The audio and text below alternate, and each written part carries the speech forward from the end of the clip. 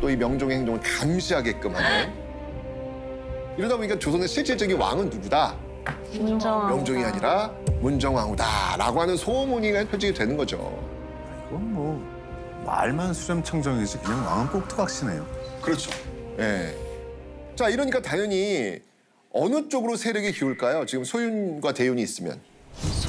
소윤. 아, 당연하죠. 이쪽으로 기우는 거예요. 자, 그럼 이제 가장 위기에 처할 세력은 어딜까요? 대윤. 대윤이겠죠. 그죠? 바로 문정왕후 작업 들어갑니다. 오? 바로 작업 들어갑니다. 자, 이러면서 대윤 세력에 대한 대대적인 탄압에 들어오게 되죠. 이게 바로 네 번째 사화. 예, 그게 바로 을사사화. 을사년에 일어났던 사화. 소윤과 대윤의 충돌 속에서 대윤이 대거 죽임을 당한 한 거의 100여 명이 날아가요. 100여 명이 날아가요. 이러면서 권력을 강력하게 문정왕후가 틀어주게 되는 그런 모습을 보이게 되는 것이죠. 어쨌든 이런 어떤 그런 상황 속에서 이 문정왕후가 또 뭐가 있으냐면 비선실세가 있었습니다. 비선실세. 있을 건 다 있네요. 그러니까 그 인물이 누구냐면 바로 정난정. 아, 정난정! 이 정난정은 이제 실록에 천첩이라고 나와요. 천첩. 예, 그러니까 밑바닥이 있다니. 정말 정말 밑바닥에서 왔는데 이게 누구의 첩이냐? 바로 윤원영의 첩입니다. 네, 윤원영의 첩이었는데, 그러니까 윤원영은 이제 기본적으로 자기 부인이 있어요. 그 정실 부인 김 씨라고 부인이 있는데 윤원영의 부인 정실 부인 그 김 씨가 아들을 낳지 못해. 아들을 낳지 못해. 그런데 아들이 쉽지 않은가 보다. 정난정이 아들을 낳아. 어이구야. 결국은 윤원영의 정실 부인이 있잖아요. 그 김 씨. 김 씨를 쫓아냅니다. 네, 쫓아내고 그 자리를 자기가 꿰차요. 꿰차면서 아까랑 똑같이 흘러가는데요. 평행 이론이 되는 것 같아요. 똑같아요. 그러니까 문정왕후의 동생이잖아요. 네. 근데 문정왕후 입장에 봤을 때 이 동생의 집안 대를 이어주는 역할을 하는 사람이 누구예요? 정난정이잖아요. 너무 예뻐하는 거예요. 그래서 이 정난정을 자신의 처소로 직접 들어올 수 있는 그 권한을 줘요. 사실은 바깥에 있는 사람들이 이렇게 궁궐에 이렇게 함부로 드나든다 이건 안 되는 거거든요. 그런데 그런 어떤 그 힘을 주게 되는 거죠. 그러니까 엄청난 비선실세가 되는 거예요. 그러니까 쉽게 얘기하면 대통령실이 지금 마음대로 들어가는 어떤 그런 그림을 지금 그려낸 거예요. 있을 수 없는 일이 벌어진 거죠. 그 비선실세, 정난정 같은 경우는 바깥의 어떤 여론이라든지 상황이라든지 이런 것들을 전달하고 또 문정왕후의 뜻을 윤왕에 전달하는 그런 어떤 그 중간자, 중개의 어떤 역할들을 이 정난정이 하게 됩니다. 자, 그러면서 이제 윤원영, 특히 이제 윤원영 같은 경우에는 조선의 언론, 사헌부, 사관원, 홍문관 이런 것들에서 자기 사람을 써가지고 언론을 좌지우지하는 거예요. 그 언론의 기능을 제대로 하겠습니까? 정권의 그냥 홍보지가 돼버렸네요. 그렇죠. 홍보 채널이 된 거네요. 거기에 윤원영이 있는 거예요. 거기 그 언론의 사장을 윤원영을 앉혀놓고 제대로 된 언론이 나갈 수 없도록 만드는 어떤 그런 역할을 하게 되는 것이죠. 그러니까 결국 이 윤원영과 정난정 부부의 어떤 이 모습을 보면서 야, 이들이야말로 궁 밖에 왕과 왕비 행세를 하는 자들이다 라는 어떤 소문이 들 정도로 정말 부정과 부패가 심했던 것이죠. 너무 쉽네요. 이런 어떤 그 과정들 속에서 지금 뭔가 지금 다 비정상적이잖아요. 그죠? 근데 엄청난 사건이 하나 또 벌어집니다. 그게 뭐냐면 양재역 벽사 사건. 양재역이요? 4호선인가? 양재역? 진짜 양재? 거기 맞아요. 양재역에서요? 예, 거기 조선시대 양재역이었어요. 진짜로요? 그럼요. 네, 거기 양재역. 거기 말죽거리잖아요. 그 말죽거리잖아요. 말 먹이는 데죠. 말 먹이 먹이는 데잖아요. 거기가. 여기라고 하는 곳은 옛날부터 그 말을 갈아타는 곳이라든지 또는 그 소식 같은 거 삼남 지방에서 올라와가지고 이런 것들을 이제 전달해주는 어떤 그런 역할을 하는 곳이거든요. 거기에 대자보가 붙었다는 얘기죠. 대자보가 붙었네요. 예. 어떤 내용이 있냐면 충격적인 내용이 있습니다. 충격적인 내용이에요. 바로 여주가 위에서 정권을 잡고 간신들이 아래에서 권세를 농단하니 나라의 멸망을 서서 기다릴 만하다. 어찌 한심하지 않다. 되게 뼈 때리는 말이다. 완전 뼈 때리는 거죠. 예, 지금 이런 권력은 지금 비정상적인 거다. 너 지금 여주지? 그러니까 여주라는 게 역모한다는 얘기예요. 넌 지금 역모야. 너는 반역하고 있는 거야. 지금 양지역에 사람들 많이 왔다 갔다 하잖아요. 그때도 역시 마찬가지였거든요. 교통이 요지기 때문에 왔다 갔다 하면서 이제 그걸 다 보는 거야, 사람들이. 시국선언 한 거네. 예. 맞습니다. 이거 완전히 충격적인 일이 벌어진 거예요. 그러자 이제 문정어가 다시 소윤을 즉각적으로 움직입니다. 이 소윤기를 움직여가지고 이거 누가 했다? 누가 했을 거로 밀고 갔을까? 이걸 글을 누가 그렇지. 썼을까? 맞습니다. 의님이 썼다. 이러면서 다시 소윤이 대운을 또 쳐요. 그러니까 이러면서 결국 이제 유님도 완전히 하나씩 하나씩 사라지고 있죠, 지금.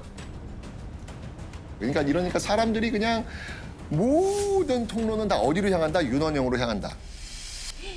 권력이 엄청 세졌네요. 그래서 윤원영이요, 집을요 계속 지어요. 한 10채. 그렇지, 계속 집을 지어요. 왜 지었을까요? 집? 열대. 모르겠어요. 본인 측근들을 위해서 뭔가 계속 지었나? 뭐 경제적인 목적 때문에 지었을 것 같은데 뭔가 돈 때문에 지었을 것 같잖아요, 권력자가. 이유가 있을 것 같은데. 왜 자꾸 집을 지었냐면 뇌물이 계속 들어오는 거예요. 창고용으로? 계속 차고 넘치는 거야. 야, 또 지어. 또 넘쳐. 또 지어. 정말 싫다.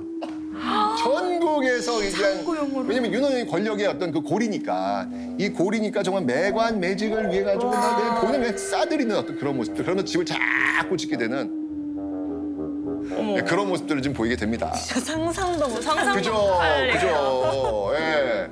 근데 이 중앙에서 이렇게 매관 매직을 하고 뇌물을 준 관리는 어떻게 해야 될까요? 또 뇌물을 당연하죠. 원금을 회수해야죠. 원금 회수만 하면 되나? 거기다 플러스도 해야죠. 플러스 알파도 원금 해야죠. 플러스 알파. 그럼 그 피해자는 누굴까요? 백성. 백성들이겠죠. 백성들 죽어나는 거예요. 죽어나는 거예요. 자, 그리고 이 문정왕후 역시요. 이제까지 조선과는 또 다른 모습을 추구하려고 해요. 예, 그 대표적인 게 뭐냐면 기본적으로 조선이라는 나라는 숭유억불의 나라입니다. 숭유억불. 숭유억불이 무슨 말이냐면 숭상하는 거예요. 유교를 억제하는 거예요. 불교를. 숭유억불이 조선이에요. 그런데 문정왕후는 불교 진흥 정책, 숭불 정책을 추진합니다. 자, 이러면 이거는 전면전을 벌이겠다는 얘기예요. 모든 유생들과 싸우겠다는 거 아닌가요? 이게 싸우자는 얘기죠.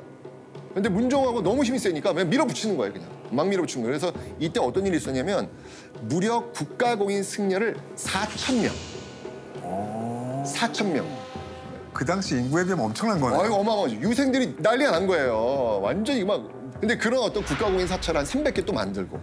이러니까 완전히 그냥 뭐 엄청나게 많은 그런 어떤 지원들을 불교에 해주게 되는 겁니다. 그럼 중요한 건 뭐냐면 그러려면은 국가 재정을 써야 될 거 아니에요. 그렇죠. 국가 재정은 또 비게 되는 거예요.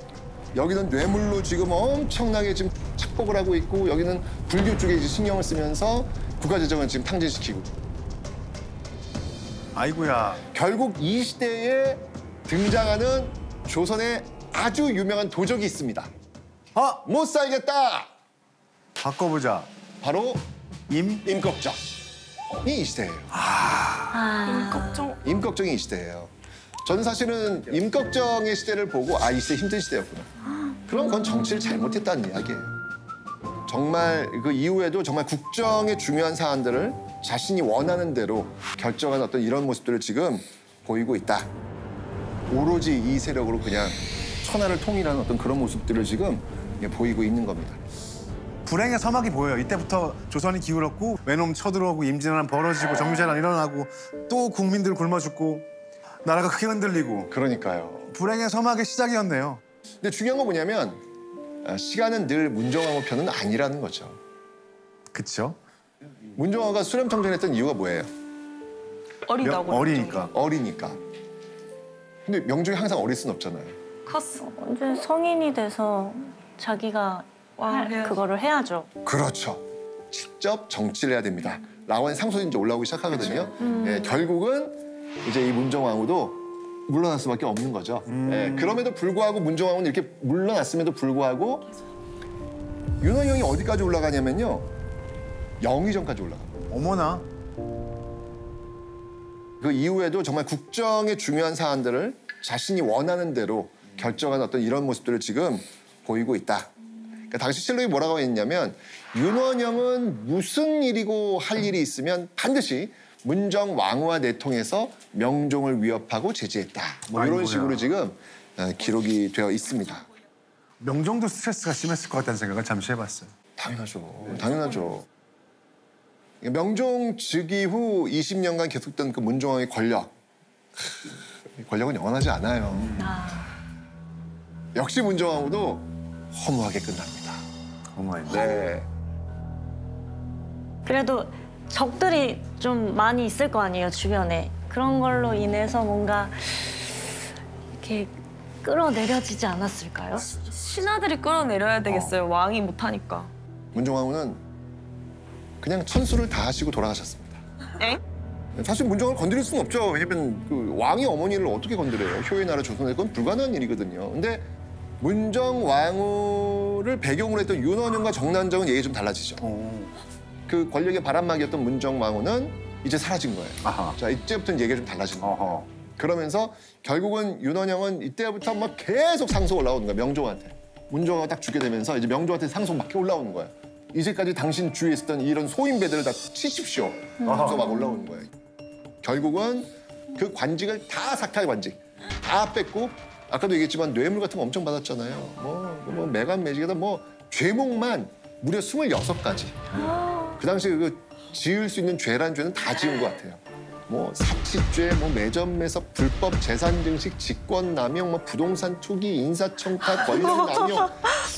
모든 죄는 다 갖다 붙여도 다. 약하네요, 그래도. 그러면서 윤원영과 정난정의 몰락이 가속화됩니다. 모든 것들을 내려놓고 유배를 가게 됩니다.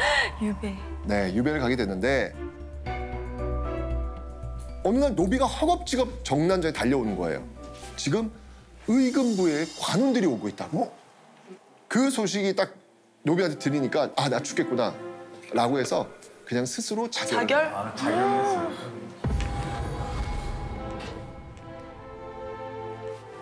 근데 근데 중요한 건 뭐냐면 그 노비가 잘못 알았어. 그럼 뭐였어요? 그냥 말 타고 노비가? 지나가는 분이었어. 어떡해? 그러니까 뭐냐면 그 주변 사람들이 모두 다 긴장하고 있는 거예요. 아. 예, 다들 아, 오늘인가 보다. 오늘인가 보다. 라고 해서 지금 그걸 알렸는데 결국 끝은 명종이 또 그 그래도 정도로 그렇게 그 됐구나. 정도로 막 대발 저렸네. 정난은 죽고 그 뒤를 이어서 윤원영도 결국은 죽게 됩니다. 1년도 채 안 돼가지고 벌어진 비극들이죠. 그러니까 쉽게 얘기해. 와, 잘못 알은 거 대박이다. 예. 와, 너.